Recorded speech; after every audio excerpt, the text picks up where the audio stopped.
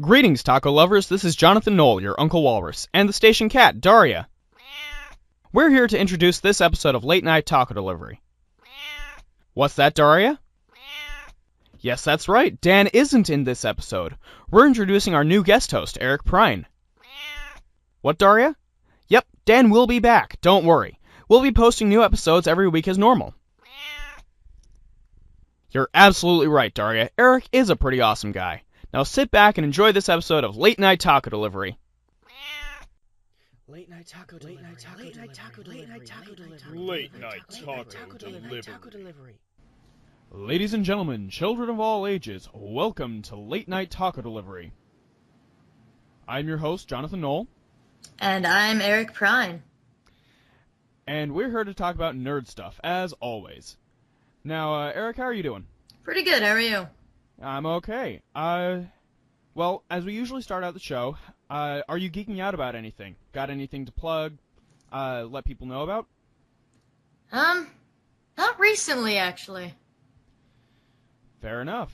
Let's see. Last thing I went and geeked out about was, oh boy. Well, it's only been 2 days since the last episode, so there's not really much that I've been doing. But beyond that, I've played some video games, I guess. Oh, no, wait, I remember. I bought the, 2 Starbomb albums. Starbomb? Starbomb is, do you know who Ego Raptor is? He's a YouTuber. No. Okay.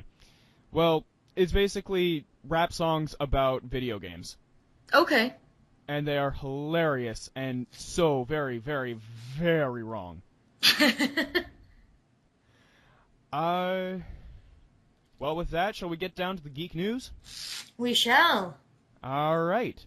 What's your first story, sir? It's actually a recent story as of 15 hours ago. Oh my goodness. The once oldest person in the world, Misao Okawa, finally died at 117 years old. Good grief. Yeah. He was born back in 1898. Wow. Yeah. Did he die of old age, disease, does it say? It looks just like old age. Oh goodness, my internet's gone crapping out. Oh no. Well, I'm still hearing you, so that's a good thing. Yeah, it's just old age, it looks like. Alright. Well, there is a new Muppets video. It is Gonzo and the Muppets doing Digital Underground's Humpty Dance in a new mashup video. Fun! Yes. And it is just silly. It's Gonzo and... Hush. Hush. Thank you. Oh, wow. I can actually hear something from you. Holy cow! I never get that from... Start talking. Oh, wow. I never get that from Dan, so... Alright. Next? There's a new Fire Emblem game that's coming out next year. Oh, cool. I've only really gotten to playing, Path of Radiance. Yeah, they haven't... it was just recently announced, and they haven't given any name. Granted, it could be an April Fool's thing, but they announced it during a live stream. Yeah. And it's supposed to be coming to the 3DS, so... Oh, yeah. By the way, everybody, happy April Fool's Day. Yeah, happy April Fool's. As far as we know, nothing that we say is an April Fool's prank, so, we promise we're not pranking you. I tried to get all the stuff that wasn't from today. Mainly, the only reason I'm sure this isn't April Fool's, the game isn't April Fool's, is because it's been talked about. Like, they've been talking about bringing in a new game, so... sounds sensible enough to me. How much do you like Teenage Mutant Ninja Turtles? I like it a lot. Did you see the most recent movie, the Michael Bay one? I did not. I didn't get a chance to go see it. Okay. I skipped it based on principle, because Michael Bay. But they're making a sequel! Really? Really? And you know who's in it? Michael Bay? Well, he's involved, sure. Well, yeah. Casey Jones is in it. Oh, okay. And you know who's playing him? No? I think you... No, wait, you did tell me. Did I? No, I my don't- brother told me, and I'm blanking on who it was. My brother told me, and I don't remember who it was. Do you want me to just spill the beans? Sure. Alright. It's Stephen Amell from Arrow. Okay, yeah. It's one of those situations of, it's a way into movies, but are you really sure you want to do this to your career? Yeah.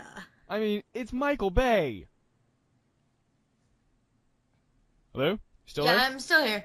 Okay. And actually, I have a fact check. I completely misgendered Okawa.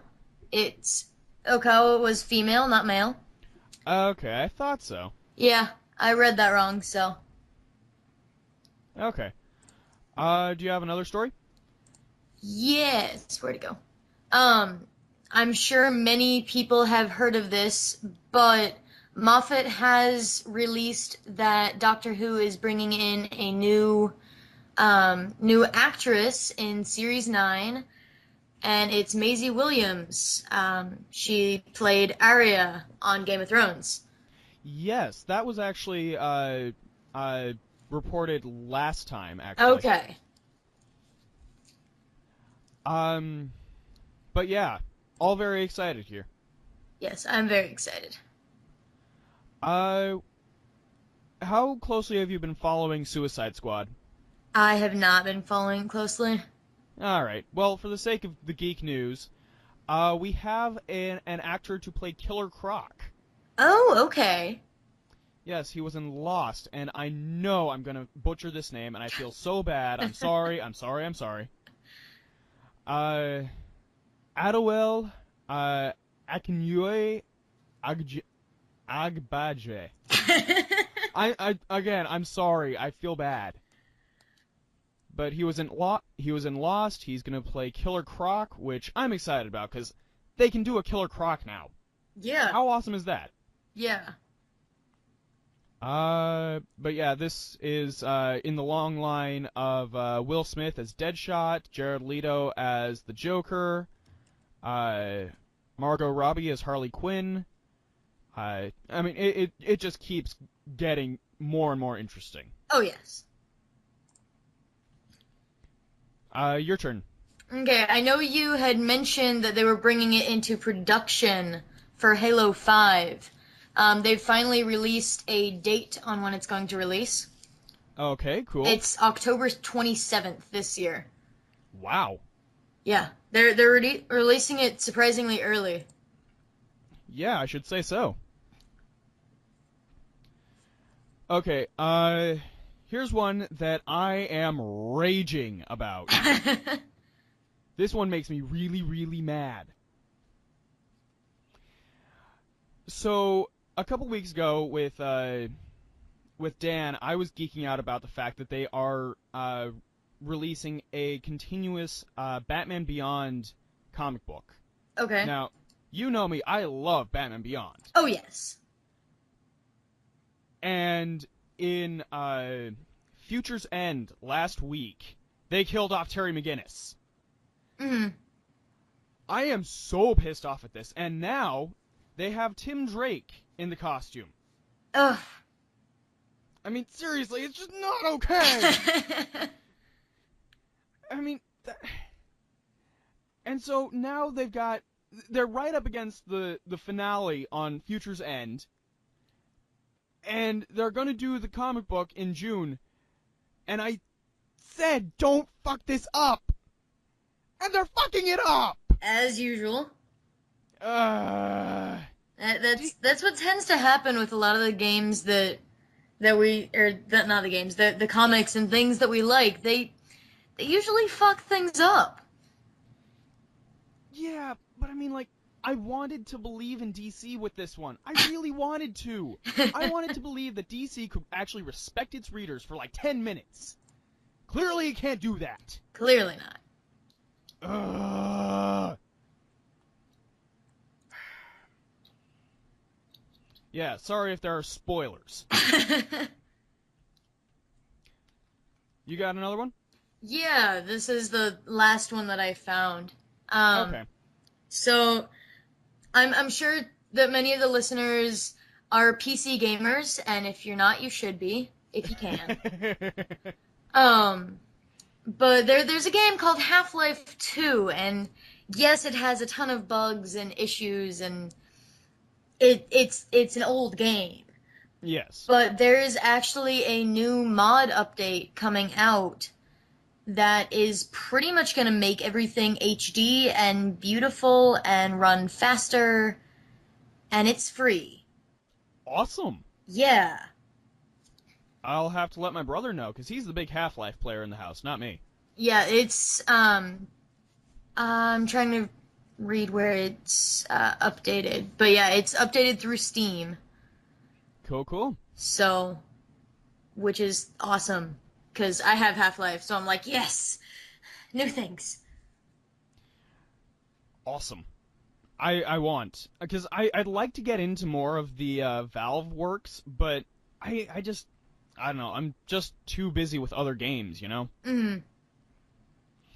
I have four more. Okay. Alright, so starting from the top. R2-D2 meets the love of his life in this adorable short film. It is called R2 in Love, and it is exactly what it says on the tin. Yes, I saw that! It was adorable! That, I saw that, I'm like, oh my god, that is so cute! Mm-hmm. I watched it just before I came to work today. Ah. Oh, man. But yeah, it's impressive. I mean, it's basically R2 falls in love with a mailbox, and you know, it's picnics and butterflies, and then suddenly you've got R2-Q5 from the Empire, who starts horning in on R2's girl, so then he's bereft and runs away, and then he meets a pink-colored R2 unit, to put it all out there. Yeah. But yes, check it out, because I really don't do it justice, and I think I spoiled everything. Yeah. It's still cute. Oh my god, yes. How do you feel about Deadpool? I like Deadpool. Now, keep in mind, this one I found out today, so it may or may not be accurate. Yeah. But according to this, the Deadpool movie will be officially rated R. Really? Yep, we're getting a full-on rated R Marvel movie. I mean, Well, I'm not really surprised because it is Deadpool, and if they're going as deep into his story as they should, I wouldn't be surprised. Oh yeah, and it well, with the R rating, it will most likely honor the character's dark humor and gratuitous violence. So yeah, good on them. Yeah. Another one from today that I think will make some people happy. Nintendo Direct has a Mewtwo and Lucas DLC for Super Smash Bros. Wii U. Dude! I don't have a Wii U, but dude! Again, I found this one today, so it may or may not be real, but I hope it is. But Mewtwo? See, I'm not a big Pokemon person, so explain to me why Mewtwo is such a big deal. Mewtwo is the original Pokemon in the series, if we're going by the ones that were created. Okay. He is not the first, he is not the oldest, but he is the original one that all these scientists created. He, in the original series, before all of the new ones came out and ruined the series and all of that, he was the most powerful Pokemon at all. Gotcha. It's Good like to know. he is the legendary of legendaries. Got it. So then having him show up in Brawl is a big coup here. It is wonderful. All right, and finally, to top it all off, because it is April 1st, 2015, a long time after the last one came out, we have a new Strong Bad video, Oh, which makes me just gleeful, because Strong Bad. that's always fun. Yes.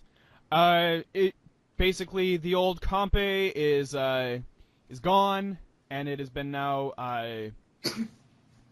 it has now been replaced by a Lappe, and he checks his email as usual, but he tries to avoid it because it is April 1st. Mm-hmm. So, Strong Bad. Woo. And that about wraps it up for the Geek News. Anything to add, say, comment? Nope, I think that's about it. Alright then. Well, because this week or this month, I'm not sure, is the 10th anniversary of the new series of Doctor Who, it is exceptionally well timed that we have tonight's episode about the new series. Yes. And as many of you have noticed, Dan is not here. Really? I didn't notice. Right. So tonight we are introducing our guest host, Eric Prine. Yo. And I am fairly sure Eric here is excited about Doctor Who. Are you excited about Doctor Who? I am excited about Doctor Who. Okay, good. Now, we won't get into any of the Peter Capaldi stuff, because, let's face it, neither of us are really aware of all of that right this second. I don't have cable. And I have always been too busy to watch it. That too. So, let's see. Doctor Who re-premiered in 2005. Do you remember what you were doing in 2005? I was in 5th grade, so what was I doing? If that's the case, then I was in 4th grade. Holy cow. I'm older than you. Yeah, I know. By a year.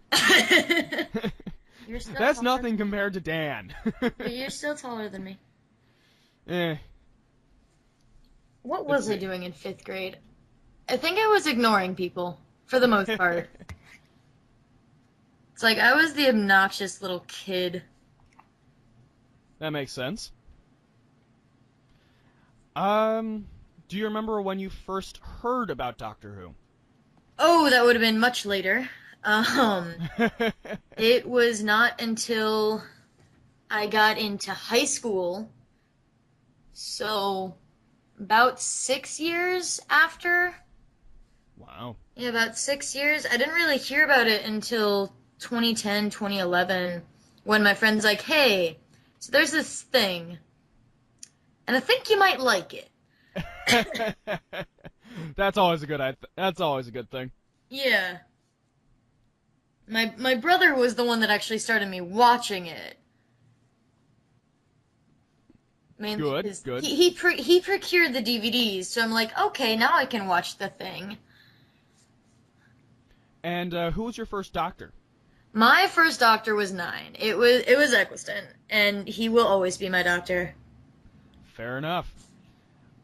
Actually, my first Doctor, I think, was Peter Davison. I caught an episode one time a really long time ago. It's in the middle of one of the serials and made no sense. I remember Adric looking ominous, but beyond that, that was my first experience with Doctor Who. So when it came out, it was one of those, oh, they're remaking this. Cool. I don't care. But then, literally 3 years later, in 2007, when David Tennant was king and Martha was the companion, Mm. that's when I fell right in. Those two are wonderful. Mm-hmm. So, I, from there, picked up the whole series from 9 up until Matt Smith. Mm. And, yeah. And then I got too busy to watch Peter Capaldi. Yeah. I feel sad about that. Yeah, I do too. Because I've heard great things about him. So, it's like I wanted to. I just don't have time anymore. At some point, we need to get together and watch it then. Eventually. Yes. So, who is your... Okay, so out of the companions that we have, Rose Tyler, Martha Jones, Donna Noble, and Amelia Pond, and Clara Oswald. Who is your favorite? Well, you missed Mickey and Jack. What? Hey. We're talking continuous companions. Mickey was pretty continuous for 9. Yeah, but he never traveled in the TARDIS with 9. That and everyone always forgets him, so... He traveled in the TARDIS for 3 episodes? Yeah, roughly. So, it's kind of a one-off for him, I guess, is the argument I'm making. See, this is where I have issues, because I have I have so many things that I love about a lot of these companions. Okay. Because Rose has a special place in my heart because she's the companion I started out with. Oh, I could not stand Rose. See, I started out with her, so it's like, she has a special place in my heart. She's not my favorite, but she's got a special place in my heart. Donna is my favorite. Donna's your favorite. Donna is my favorite. Martha is a very close second. Martha's my favorite. Mainly because both of them have so much sass, but I think the thing that pulled me into Donna's storyline more is the fact that she is the one companion that has not tried to have, and nor did she want, any sort of romantic relationship with the Doctor. I agree, that is important. I also find it interesting that at first she denies wanting to go with the Doctor. Yep. Which is just so out of the ordinary. Yeah. Especially with Doctor Who. Especially when she went to become one of the main companions in his season. Yes. Let's see.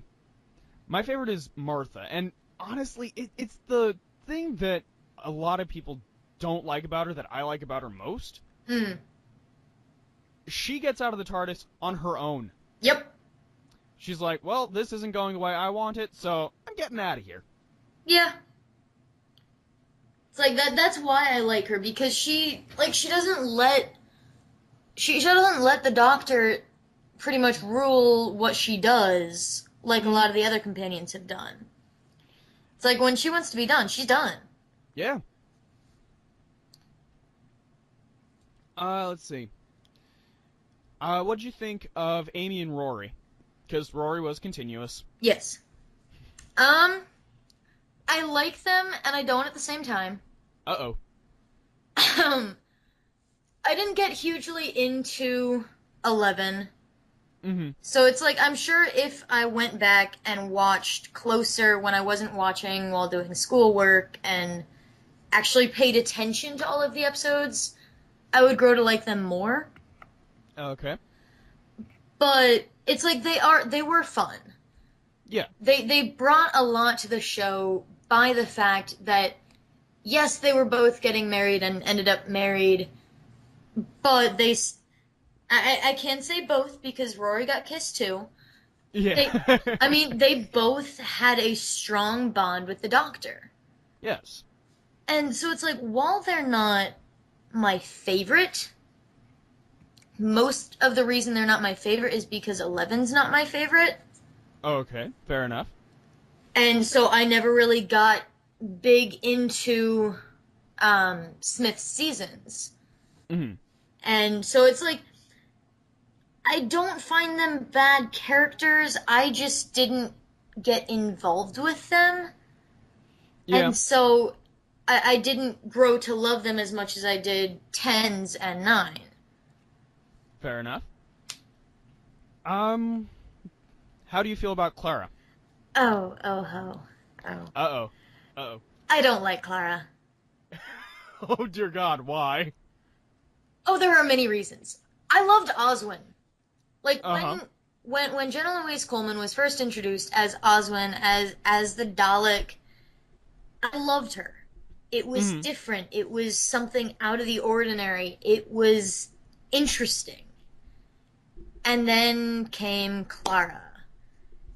And Clara, while there is no logic ever applied to who ever, Clara broke that down even more.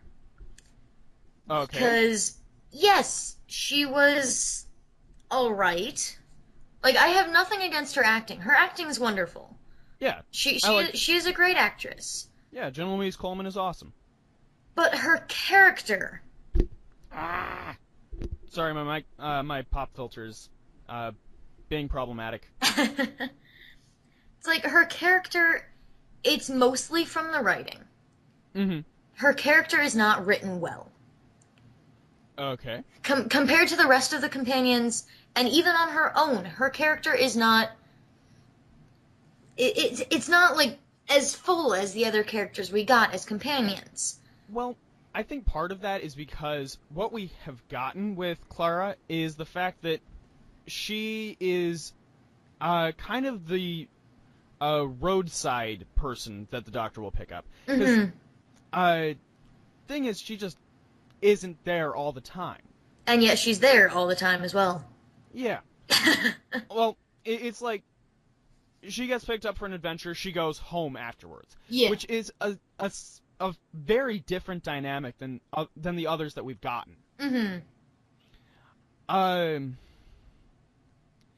So, in my opinion, I think that's largely to blame for why we don't have as much character on her. I mean, I'm sure with this Capaldi stuff that we've gotten, I'm sure she's become more of a character. Yeah. But from what we've experienced with Smith, that's what we've gotten. Yeah. Now, a big theme with Doctor Who is Christmas. Which one is your favorite Christmas special? Oh, that's a good one. Because honestly, the one that always sticks out in my mind is the first one that I watched. Which one was? It was when I don't remember the episode title because I'm awful at those. But it was when 10 was first introduced. Oh, the Christmas Invasion? Yes, with the spinning Christmas trees and the evil Santas. Yes. Or not evil. Yeah, evil Santas. And, like, he just sits up in bed, zaps the tree, and falls right back asleep. I'm like, oh yeah, you have instantly won my joy right there. That was wonderful. And of course, there's when they first arrived on the planet and blinking stepped into the sun. Oh wait, that's the Lion King. I love that episode. And of course, the fighting hand. Yes. You cut off my hand. Let's see. My favorite. I really, really liked the Matt Smith A Christmas Carol episode with Michael Gambon. Okay, yeah. I don't know if I actually saw that one. It made very little sense canonically. Mm-hmm. Because you have Rory as the Roman and Amy as the oh God, what is her official title in the 11th hour? I don't remember. The girl who waited? No, she's in the cop uniform that she's in the first episode with Matt Smith. Yes, the kissogram. Yes, that's how she's dressed. Oh, okay then. But the thing is that they don't really factor into the episode much. It's just the Doctor and Dumbledore, mano a mano. So, for me, it's just perfect. And I like the direct effect that we see on Michael Gambon's character as the episode progresses, because the Doctor's gone in and messed with time, but we don't always see the changes that are affected. So for the Christmas Carol episode, I think that is just what it needed. And there's always the shark. Always.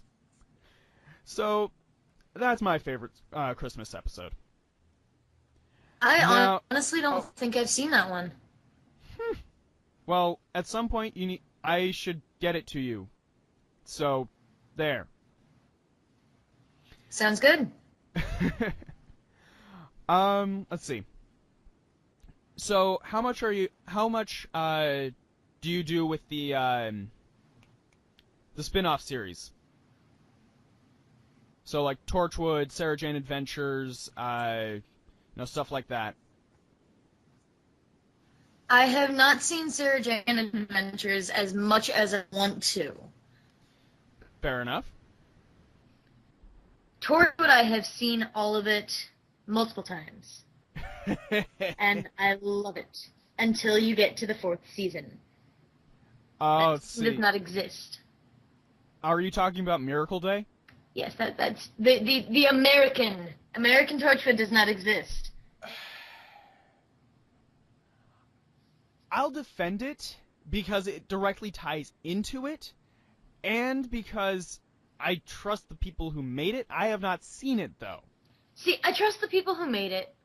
I understand what they were trying to do, but compared to the rest of, compared to the other 3 seasons, it really doesn't fit well. Okay. Well, alright then. Which one is your favorite Torchwood character, then? Oh, that's a good one. Not Gwen.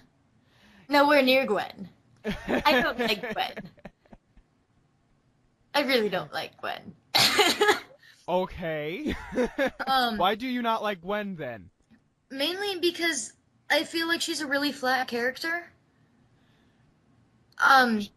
Most of what she does doesn't seem, even though, yes, she is the main character, it doesn't seem to drive the plot, because she's just there witnessing most of it. So you feel like she's just too Writer 101 for you, then? Pretty much, yeah. In this case, it's because she's the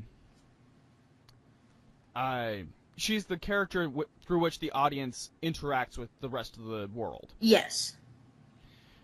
And it can be done well, but I'd argue that it's not done well here. Not with her. Now, Torchwood also took things in a far more adult light. Oh, yes. Because yes. Doctor Who is, these days it's far more of a teenager show. It used to be a family show. It used to be a family show, sure. Sarah Jane Adventures was far more of a children's show. Yes. From what I heard, yes. I actually did end up watching some of it back when it was on the Sci-Fi Channel. Let's see. The effects are third-rate. If it goes in order of quality, we're talking Doctor Who is number 1, Torchwood is second, and then Sarah Jane is dead last. Okay. The acting is fantastic. I mean, it is still Elizabeth Sladen from her long tenure as the one and the only Sarah Jane Smith. She is wonderful. The computer, Mr. Smith, is fantastic. And like I said, it's far more of a kids show, and as such, it is driven by these 2 kids who are involved all the time. Okay. If you're a big Doctor Who fan, and don't want to really get into that kind of thing, then don't. If you want to see it, I recommend it. Okay. But be warned, it's not the best it could have been. I think with a bit more money at it, under it, it would have been great. Oh, sure. So, alright then. Who do you prefer? River Song or Captain Jack? Jack. Jack. Always Jack. Captain Jack Harkness is what? He loves everybody and everything. He has actually he's the reason that people have made up a new name for asexuality. He is omnisexual, which means he doesn't care gender, race, or species. Huh. I honestly don't know if that existed before him, but that was, from what I know, that was coined to him. I didn't know that, man. That's where I first heard it, so. Huh. Sorry, every time I hear classifications like that, I automatically think of the way my friend explained pansexual to me. Okay. They'll pan everything. I mean, it doesn't matter what's in their pants. It could be a penis, it could be a vagina, it could be an alligator. We don't care. Yeah. So there you go. And I think that kind of wraps it up. If you really want to find a good overall guide to classic Doctor Who, I highly recommend Diamanda Hagen's A Quick Guide to Classic Who. She is brutally honest about the series and the way it looks. And she's not afraid to take punches at this new series. Okay. She basically sums it up with, look, nobody who makes the new series can take a joke about it. Yeah. You compare the commentary tracks for Classic Who and New Who. In New Who, you have everybody calling each other brilliant. In Classic Who, it's, oh my god, we were so drunk. Oh, we just did not care. And this is where it falls apart. They will rip it a new one. It's hilarious. Do you have a favorite overall Doctor? Taking away the complication of just strictly New Who versus Classic Who. I've not seen a ton of Classic Who. Fair enough. So I can't really judge much, aside from what I've heard. But honestly, 10 is my favorite. David Tennant is my favorite that I've seen. Okay. My favorite, and this is going to cause quite a row, is number 8, Paul McGann. Oh, wow. Really? Yes. He's a character who had potential, but because he was confined to just one movie in the series, he's wasted potential. And so when they brought him back for Night of the Doctor, back when they were doing the 50th anniversary countdown, I was ecstatic. Because that's just it. He is half human. He explores the concept of regeneration more than any other Doctor. Because with the Doctor, with 9, Eccleston, Eccleston explains, I could have a dog's head. Heck, there's Barcelona, where they have dogs with no noses. How do they smell? Awful! That one never gets old. Oh, I love that one.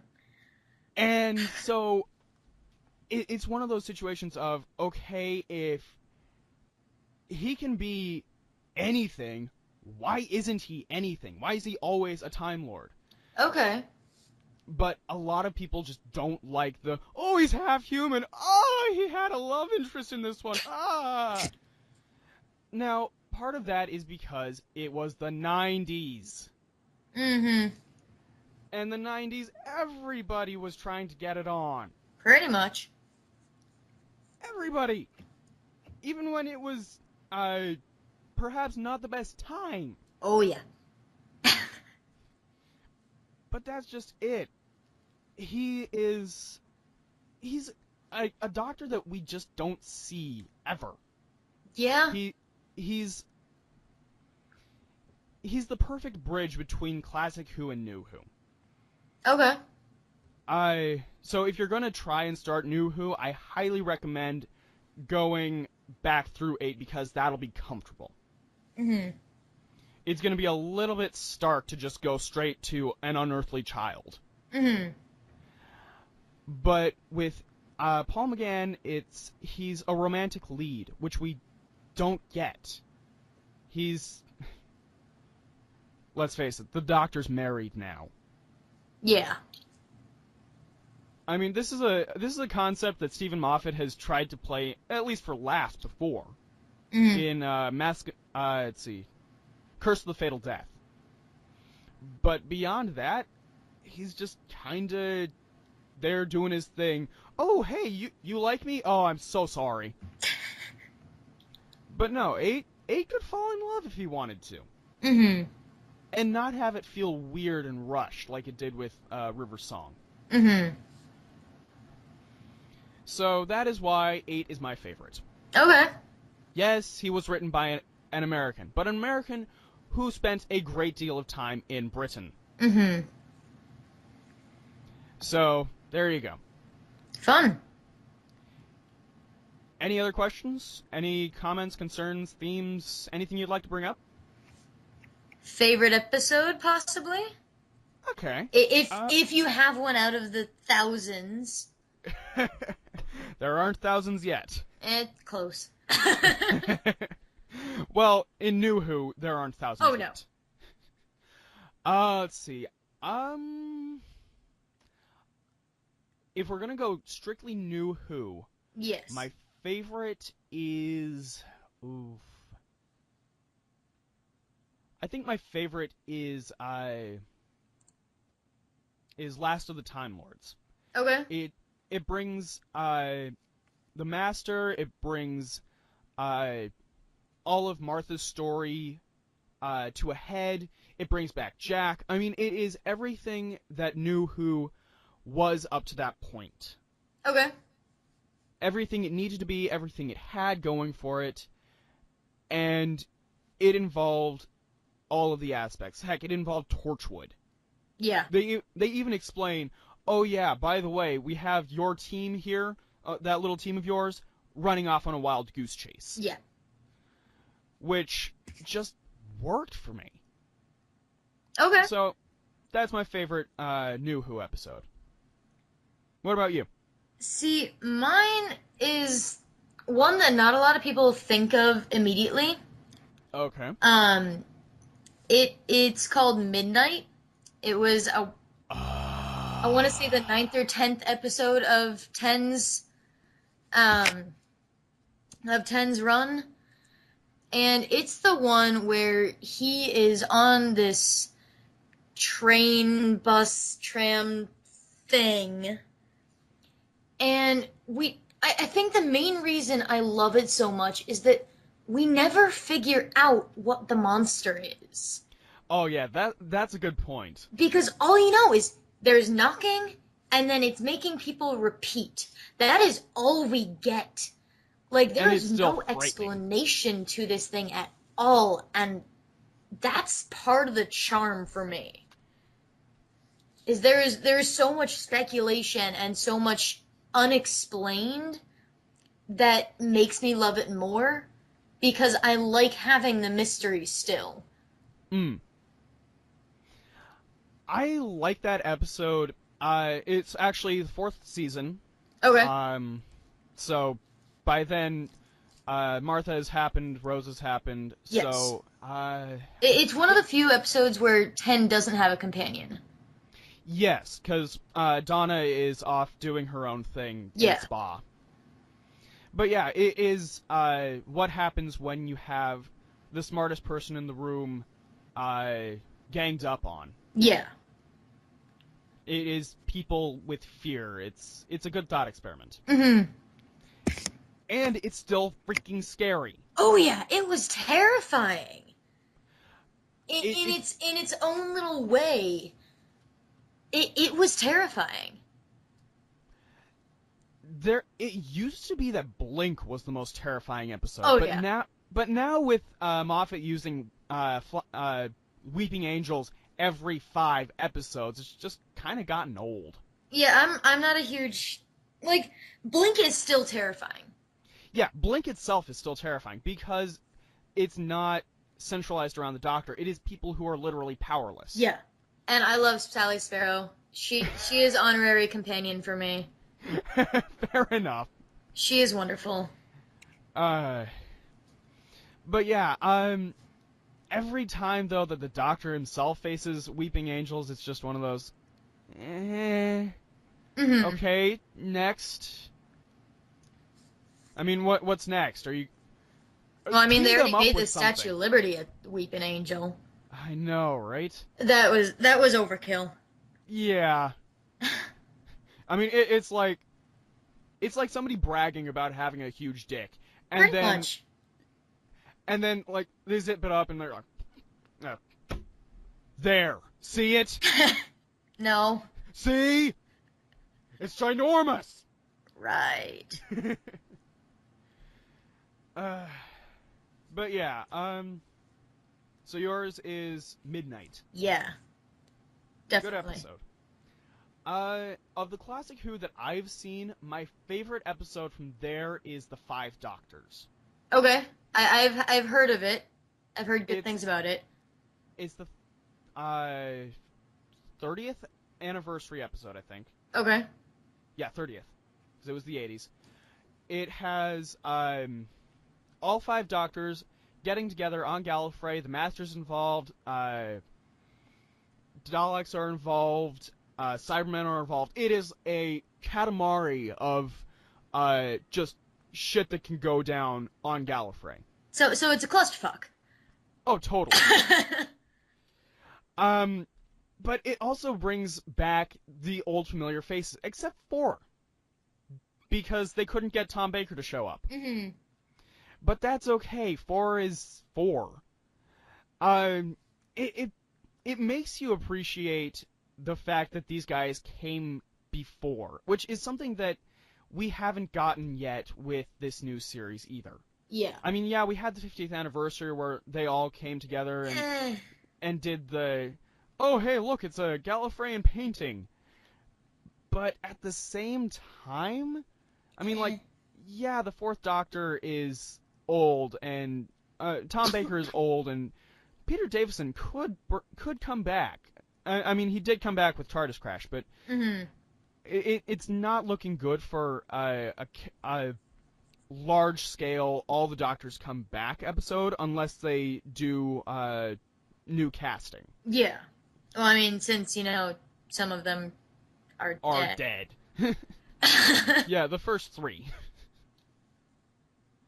But yeah, I'd like to see that happen, though. I mean, they found a fantastic actor to play William Hartnell. Yes. I was in very impressed. An Adventure in Time and Space. You know who that is? I don't know the actor's name, no. Do you know who he played? Wait, sorry, what? The guy who played William Hartnell in An Adventure in Time and Space. It No. was a 50th anniversary short. Yeah, I remember seeing that. I don't know who it was, though. Does the name Argus Filch ring any bells? That was him? That was him. Dude! Yeah. He looks so different. Yeah.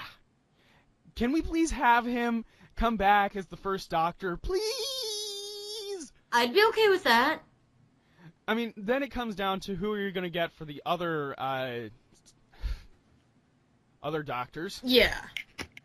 Because Paul McGann could come back as himself. John Hurt would come back as himself. Mm. Eccleston and Tennant and Smith If they come could get back as themselves. Eccleston back. Yeah. I mean, I'd like to see them get him back, but they could probably do what they did with the Five Doctors. Yeah. With 4. Because what they did with 4 was they used cut footage from an episode, I think it was Shada, where they basically had the 4th Doctor captured, and he just was a non-entity for the entire episode. Okay. But he showed up on film, so technically it counts. But yeah, I would like to see that happen. So, I think. Do you have anything else? Not really. I mean, I have Alright. plenty else, but I don't want to go for 5 more hours, so. Oh, we could do. Go as long. Let's go as long as we can, but keep it within reason, I guess. Yeah. Because typically the show runs an hour and a half. Yeah. So the fact that you're still on now and doing the episode as it is good. Yes. It's a good sign. Yes. So what else do you have? Well, mainly, it's not strictly show related, Okay. but still Doctor Who related. Since we're going on a bit more everything else Doctor Who. There is a band that I'm sure you have probably heard of called Is it Chameleon Circuit? It's Chameleon Circuit. Yes. And they are a British Trock band, which is techno rock. And they have done 2 albums, and I think they're working on a 3rd, possibly. Don't quote me on that. But they have done 2 albums, and every single song is about Doctor Who. Yes. And it is wonderful. I actually tried to get into these guys. I just can't. I mean, I like their stuff. It's very well done and put together and polished and nice, but I just...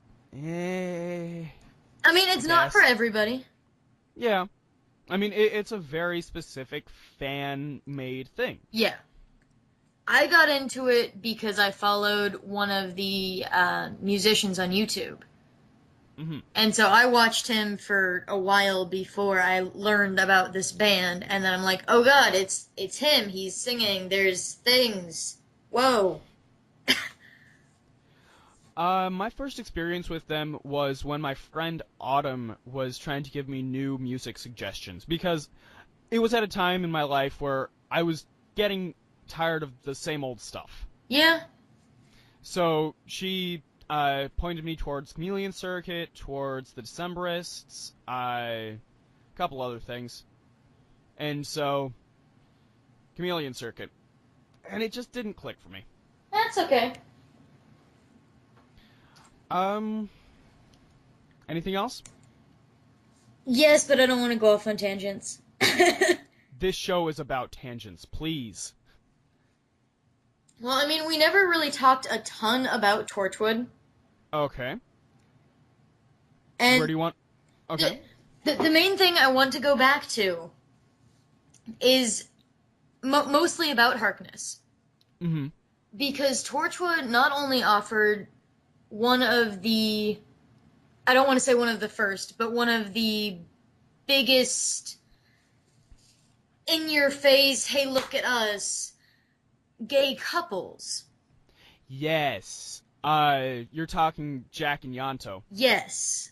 Jack and Yanto was new for the time that they brought it in. It was still a fairly new thing in media. Yeah. And the fact that it's still causing an uproar in media is ridiculous. The show's been... Guys, the show doesn't run anymore. Russell T. Davies is not in control anymore. You can step back. Which is sad. I liked his writing. Russell T. Davies is kind of a divisive person, depending on who you're talking to. Yes. Personally, he's the one that got me into the characters, but he he likes to go in directions that are not necessarily the same as what the show would have gone in before his reign. Correct. So he will put together problematic timelines with the Time Wars. Yes. Or stuff like that. That's not to say that what he does isn't... let's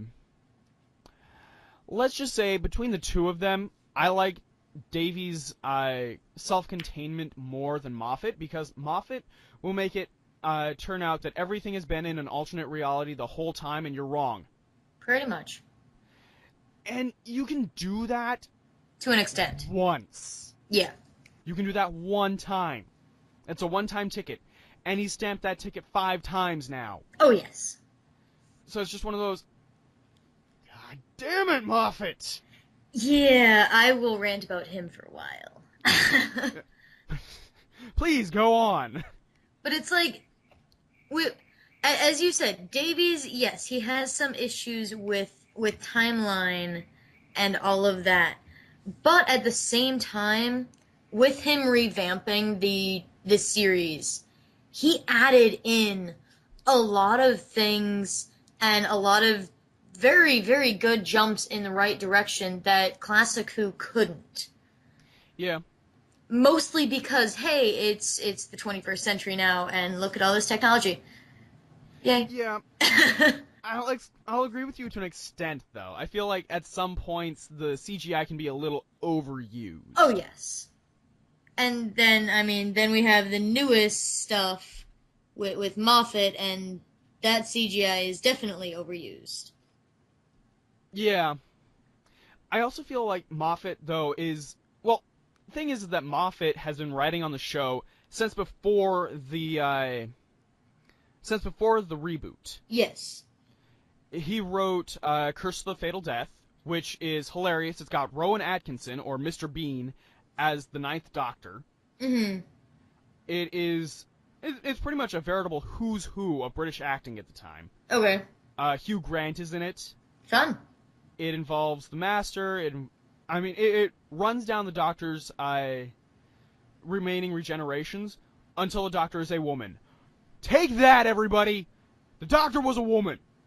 Oh yeah, I'm still waiting for them to actually have that season. But except they can't do that season. No. And Moffat cannot do that season if it ever happens. Although there is one way that it could happen, and that is going off on my my theory of how everything should end. Okay. I've explained this one to you before. Yes. And I know I've mentioned it on the show, but here's the lowdown on it. Okay. Mm-hmm. What needs to happen is there needs to be at least a mini-series to put together the timeline of UNIT so that it makes sense. Yeah.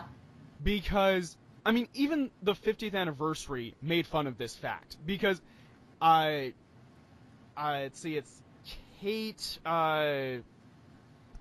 Lethbridge, I think is her name. Mm-hmm. Actually references, check the 70s folder, or the 80s folder. I'm not sure. It's all very mixed up. So, we need that to happen. We need a miniseries or something to make it all work. Mm-hmm. Plus, it would be a perfect time to do that, because Moffat is a huge fan of the classic series. He pulls things from the classic series into this new one. Mm-hmm. Anyway, the other thing that needs to be fixed up is the Trial of the Time Lords serial. Because, to bring you all into focus, Trial of a Time Lord is a Colin Baker series. So, the Sixth Doctor. The idea is that a future Doctor comes back in time and is putting the Sixth Doctor on trial so that the Sixth Doctor will be executed and the remaining regenerations will go to the Valiard. the Valeyard ends up being a future version of the Doctor, so, paradox and shit, but it's not looked upon as a fond memory for a lot of people. So that just needs to be fixed. I feel like Peter Capaldi would be the perfect person to go back and be the Valeyard, at least for an episode, so that we get that perspective. I mean, I feel that kind of thing needs to be motivated, and we don't have that. So once that's all figured out, my theory is that in a grand adventure, Peter Capaldi finds Gallifrey, because that should have happened already. Mm-hmm. Anyway, finds Gallifrey, and in the grand adventure, he figures out the secrets of regenerations, decides to retire, and basically curates a museum to his adventures. Okay. Leaving the TARDIS as a fixture of the museum. He doesn't need to travel anymore. He's done everything, seen everything. He's finally satiated. Because there's a rule in regeneration as it stands that there can't be more than 13. Yeah. No, sorry, more than 12. And he's already gone past that. Yes. This is the 13th Doctor. Yep. So, because of this, something is wrong. Yeah. And I feel like because we've done this now, the series has jumped the shark. Yep. Now, for those of you who don't know, jumping the shark means that, Happy Days went on for a very long time. But the moment when Fonzie jumps the shark in a surfing contest, the series all just goes downhill from there. And I feel like that's where the series itself is heading. Because it's breaking its own rules, it's doing the same thing over and over again. It just needs to find a happy place. And with this, you have the Doctor retire, leave the TARDIS behind in the museum, and then one day you have this little punk Time Lord who runs off with the TARDIS. The Doctor hears the engines go off, and all he does is smile. The end. Mm-hmm. End of the series. Make it end on a happy note. Oh, but then you're gonna have so many fans bitching because, oh my god, who took the TARDIS, blah, blah, blah, blah, blah, blah, blah. And then you can do other things. I mean, if you really want it to continue, you can continue with past adventures. I mean, we have the guy who played Argus Filch as William Hartnell. Yeah. We could have a series of William Hartnell adventures that we've never seen before. Mm-hmm. Or, find any of the other Doctors. I'm sure they'd be interested. It's like, honestly, there's so much that we haven't seen of these Doctors that they could easily go back, fill another 20 years, 50 years even, of episodes. Exactly. There's an episode of it's one of the last few episodes of the original series where there's an allegory to where the series was when it began and where it ended. And it was set up in the same the allegory was of a circus that's just gotten tired. And so, I don't know, I feel like we're headed toward that circus that's gotten tired again. Mm-hmm. Because it started out all brave and new, and holy cow, look at these effects! Yeah. But now it's, look at these effects. Yay. Yay. Yeah. Sorry to bring it down. No, I mean, that's pretty much how it's been happening. It's like, that's another part of the reason why I haven't gotten into 12 lately. Yeah, same. Because I'm just like, 9 was great. 10 was awesome. 11 was alright. And then there's 12. And I'm just, it's like, I don't have anything against him because I can't judge him without watching. But it's the whole, what is he going to show us that's new? Yeah. And the thing is, there's not much.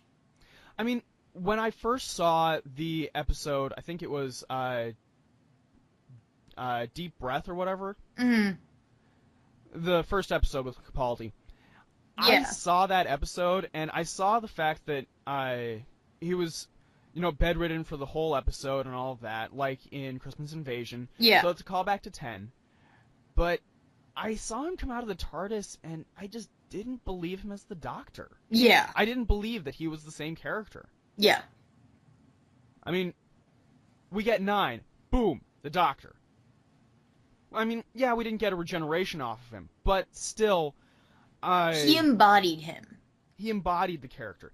We get a regeneration with 10, and boom, we still believe he's the same character. Oh, yeah. We see 10 change into Matt Smith, and holy cow, everything is falling apart. Yeah. He's ripped everything apart. Yeah. I mean, he had such a violent regeneration. Yeah, That- and It's honestly, like, I like the fact that 11 is more naive at the beginning. He is more childish. He doesn't remember because his regeneration is so damn violent that, honestly, he would want to block most of it out.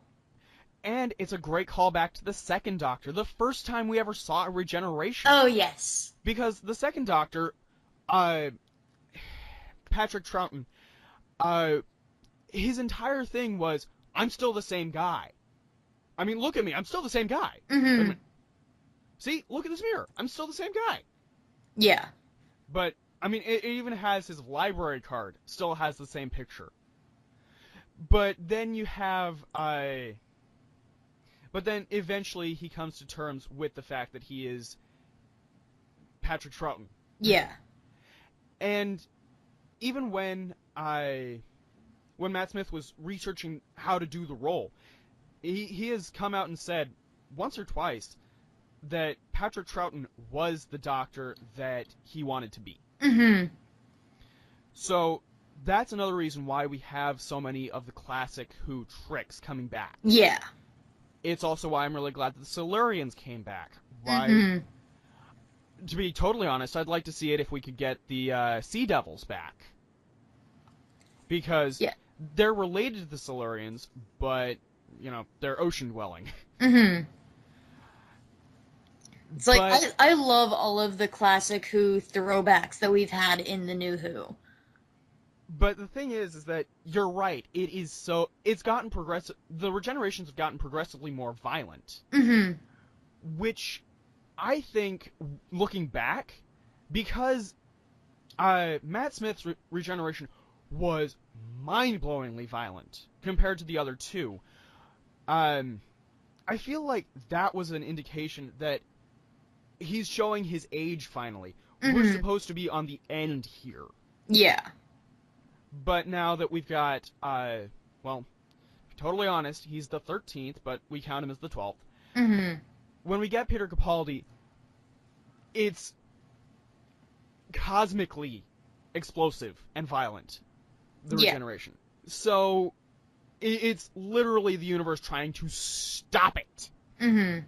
which I find interesting, and I think it should be explored. But at the same time, I still have to laugh every time I see Matt Smith regenerating into Capaldi. Because, yes, it's built up for 300 years and all of this, but then he just sneezes. Yep. And I'm just like, really? That's it? It's like, I understand what he's going with, but it makes me laugh that he just sneezes. And look, he's a new Doctor. I'm just like, okay, so that happened. And that's totally a classic Who thing, too, because classic Doctor Who was... We are essentially British. Mm-hmm. And so we will have a homegrown feel about us. And we will sneeze to regenerate. Mm-hmm. I mean, none of the previous Doctors did, but still, the point remains. Yeah. And so, yeah, that's really all I have to say about that one. Mm-hmm. Sorry to Forrest Gump. You wanted to talk about Torchwood. Sorry. No, it's okay. I mean, a lot of it can't really be talked about much without spoiling a ton of it, because there's not a lot of Torchwood. Yes. Well, as we said in the previous episode, from here on, the episode is spoilerific. Yes.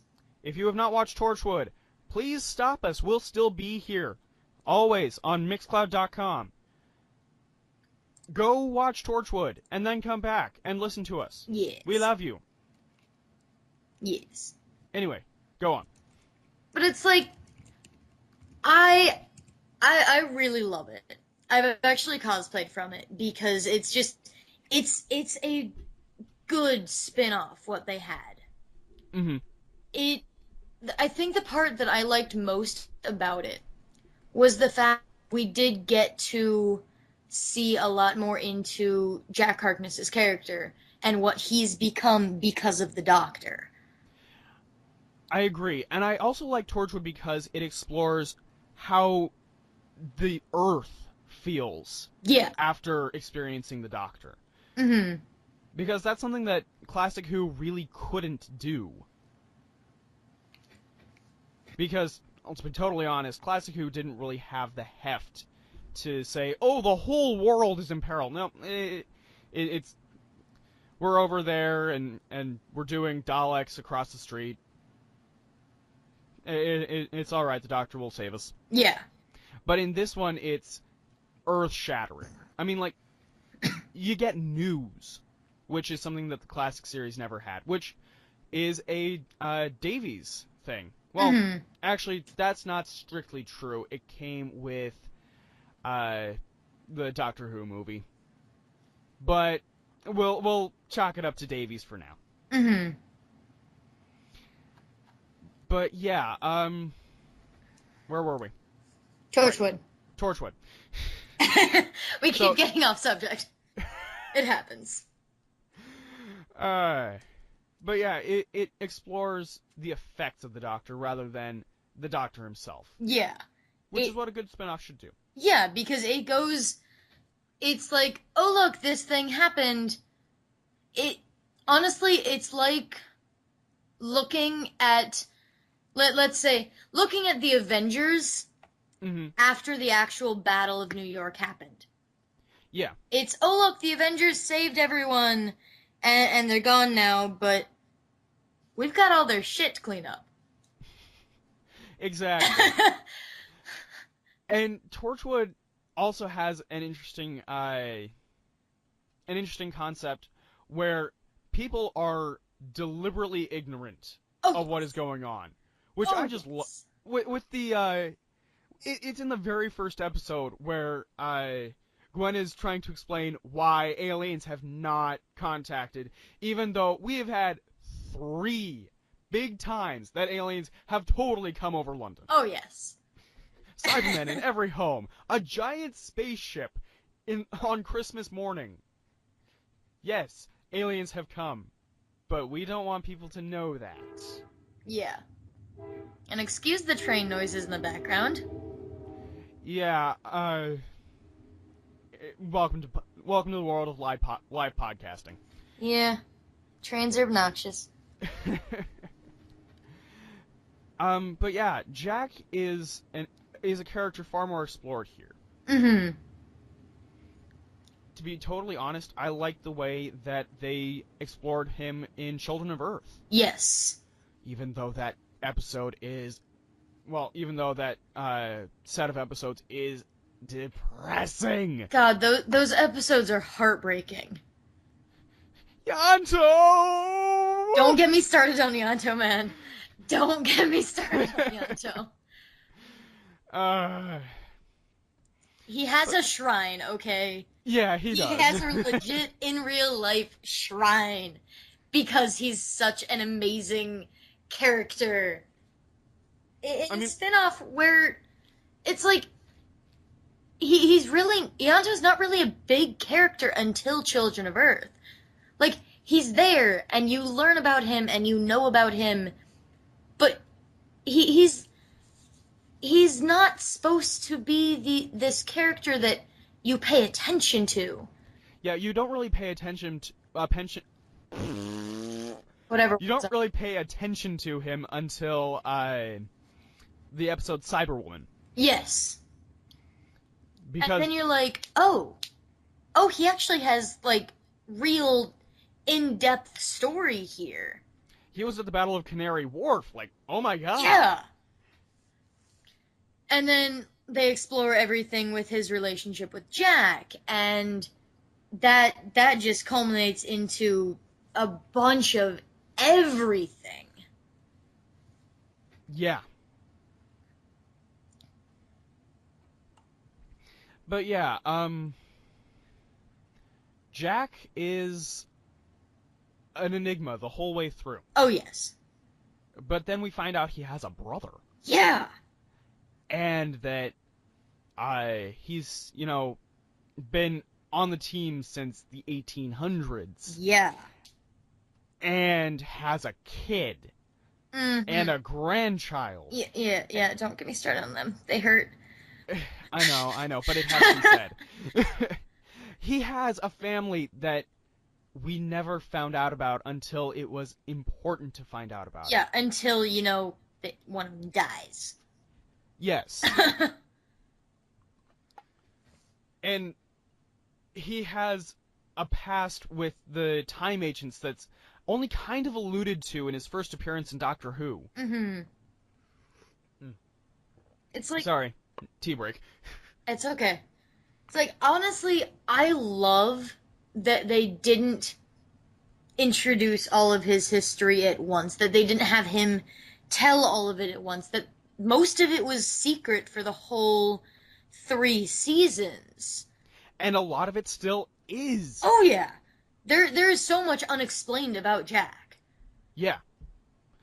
Which is part of the reason I want them to bring him back, just so we can learn more. Yeah, or heck, they could even do, like the unit thing, an entire series just dedicated to Jack's adventures in the past. Mm-hmm. Like one time Jack warped into a big spooky mansion, or stuff like that. Spooky, I mean, really. Scary skeletons. Sorry. But at the same time, even though I'm not a huge fan of Moffat's writing, not anything against Moffat, I don't trust Jack with Moffat. I don't trust Moffat to stay true to the character that Davies created. Fair enough, which I think is another reason why we have River Song the way she is. Yeah. Now, the concept of River Song being in reverse timeline order to the Doctor is not an original concept, believe it or not. Really? Really. There is a companion long before her with the 7th Doctor by the name of Mel, who is exactly in the same boat, except it's not reverse, it's shuffled. Okay. And in reverse. Fun. So, trying to get your mind around Mel is going to take a while. I'm sure. Did you also know that during the 6th Doctor's reign, he actually fixed the chameleon circuit at one point? Really? Yes. I did not know that. Yes, he turned the TARDIS into an organ once and played Toccata and Fugue. Fun. Let's see. Other things that make the new series go, oh wait, really? That's all I can think of right off the top of my head, but I know I have many, many posts on Tumblr about it. I'm sure. I'm not searching through that history right now. I wouldn't.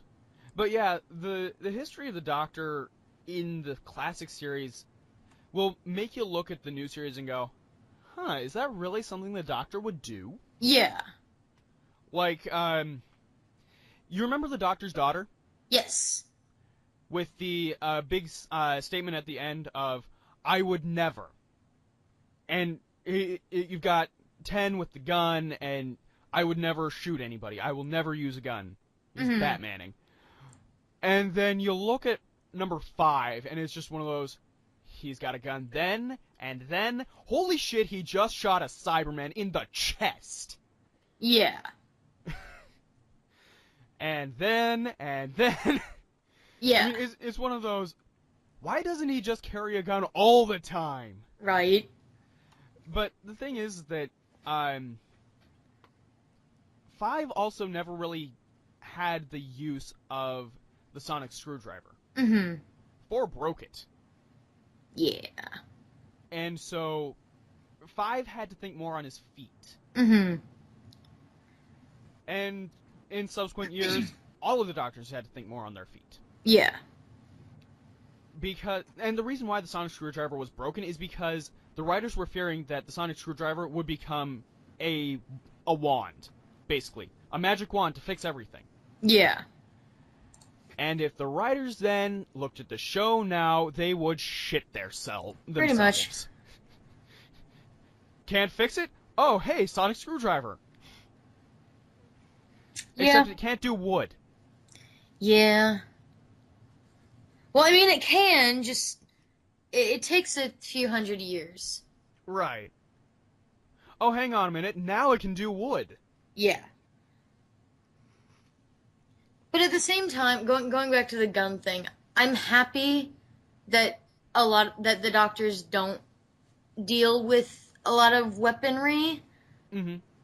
Because I think it would change a lot of the Doctor. Yeah. I disagree, though. I mean, I have the foresight, well, the hindsight of Classic Who, and it makes you look at the series in a whole different light. They're all connected, but Moffat's statement of the Doctor lies really gives credence to everything. Like, the Doctor is 900 years old. No, he's not. Yeah. He was 900 years old a long time ago. Oh, yes. So, that is one of those situations of, yeah, I'll float it. But, like... never mind. I can't access that point of memory. It's okay. I feel bad. Well, anything else? No, I think that hits a lot of good points. Alright. So then, I guess that will bring us down to our Thou Shalt Not. Yes. Now, Thou Shalt Not is a live challenge game. You can play it on Twitter. Tonight it is LNTDGH. GH standing for guest host, because we've never had one before, and we'd like to make this special. Yeah. So tonight's Thou Shalt Not is because Doctor Who has had such a long history and shows up in so much. Oh, yes. There are some things that he just shouldn't show up in. Oh, yes. You look at situations like any time he crosses over with Star Trek, which has happened twice. Or I think he shows up in Futurama once or twice. That I wouldn't know. He shows up in My Little Pony. Dr. Hooves. So tonight, Thou Shalt Not have Doctor Who crossed over with this. Like, let's see, Thou Shalt Not have Doctor Who crossed over with Mystery Science Theater 3000. it just wouldn't work. They're two entirely different worlds that just can't collide. Yeah. Granted, thou shalt not also cross Doctor Who over with Twilight, going on the complete opposite spectrum. Because it really wouldn't work. God, I almost sprayed down my recording closet with tea when you said that. Oh my god. Let's see. Thou shalt not. Okay, this one's kind of a giveaway, but you said Twilight, so thou shalt not have Doctor Who crossover with 50 Shades of Grey. Oh god, no. Oh god, no. That's even worse. I wasn't even thinking that. Yeah, no, no, that's not allowed to happen. Alright, so to get the ones that we automatically go to right out of the way, thou shalt not cross over Doctor Who with Hannibal Lecter. Thou shalt not have Doctor Who crossover with the Human Centipede. Yeah. And thou shalt not have Doctor Who crossed over with Derek Jarman's Blue. There you go. We got those out of the way. Yes. Let's see. Thou shalt not have Doctor Who crossed over with early Disney. Yeah. I mean, they've already had some cameos in semi-late Disney. Yeah, but I don't want to see a TARDIS in the background of Steamboat Willie. Sure you do. No, I don't. Doctor's gonna be whistling that theme. See, but thou shalt not have Doctor Who crossed over with Dora. Even though it'd be interesting, Yeah. it wouldn't. Yeah. Thou shalt not cross over Doctor Who with Star Wars. Oh, but people have tried. Yeah, it's just the fact that Star Wars is far too vast, and now that we're getting the new movies, woohoo! Woo! It just wouldn't seem right. No. Oh, go for it. Thou shalt not have Doctor Who crossed over with Avengers, because it could make sense. Yeah. But it would just throw another thing in the loop and make it a giant clusterfuck that nobody wants to watch. On a related note, thou shalt not cross Doctor Who over with Batman. Yeah. I'm sorry, we don't need two over-planning characters. It would get it would be too much. Yeah. Anything else? Well, I've already seen it, and the thing is, I liked it, but I don't at the same time. Thou shalt not have Doctor Who crossed over with Pokemon. Because, yes, it was wonderful what I saw. Because they had original, one appear in the first game of Red. Uh-huh. And then he went back into the TARDIS and appeared in the, I want to say it was Diamond Pearl region with 10. Interesting. Which was fun. Mm-hmm. But the universes just wouldn't mesh. Yeah. Like, yes, your AUs are fine and all, don't get me wrong. Go make your fan art for it, but the universes would not mesh. Alright. And, to cut it off here, name one that you would like to see it crossed over with. That's a good one. Because I know mine right away. Give me a moment to think, say yours. Alright. Mine is thou shalt totally cross over Doctor Who and Red Dwarf. I don't know Red Dwarf. Red Dwarf, let's see, Red Dwarf came out right in between the original series ending and the new series starting. Okay. It's almost a perfect bridge between the series, but they're not related at all. Red Dwarf is about... Okay. So, there's this crew of a mining ship called Red Dwarf. Mm-hmm. And there's a cadmium-2 leak in the ship, which wipes out the entire crew. Except for one guy who has been in stasis because he brought a cat that was unquarantined onto the ship. Okay.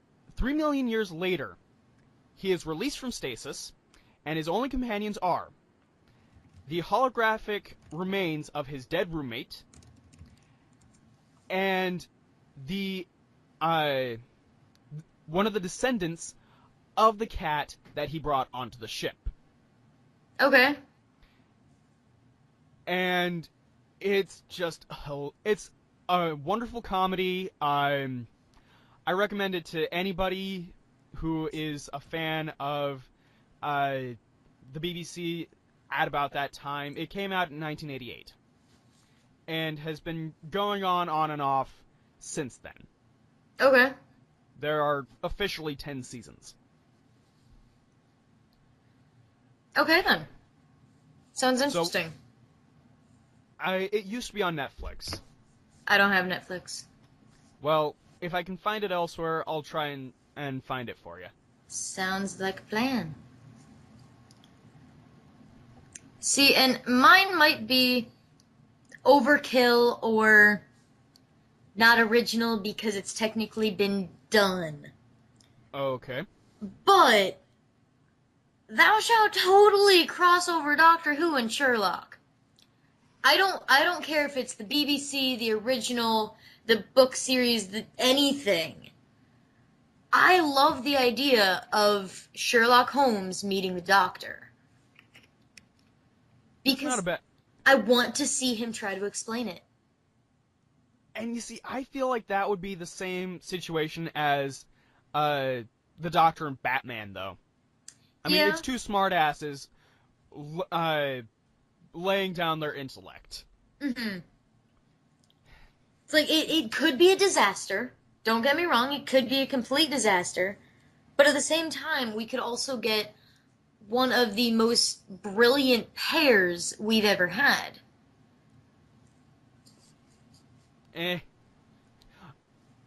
I will respectfully shake your hand on that one. Yeah.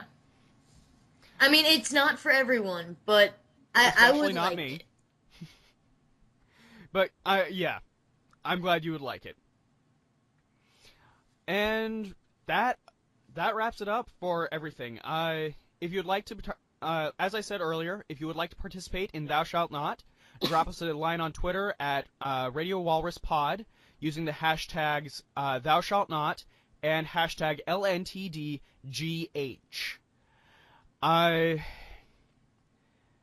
And that wraps it up for Late Night Taco Delivery. From everybody here at Radioactive Walrus Entertainment, the Recording Closet, and Eric's apartment. Woo. Good night, everybody. Night. Late Night Taco Delivery is performed by Daniel Gill and Jonathan Knoll. New creepy opening by Jonathan Knoll. If you have a suggestion for a future show, would like to participate in Thou Shalt Not, or just get in contact, drop us a line on Twitter at Radio Walrus Pod. Feel free to also comment on the site you found us on.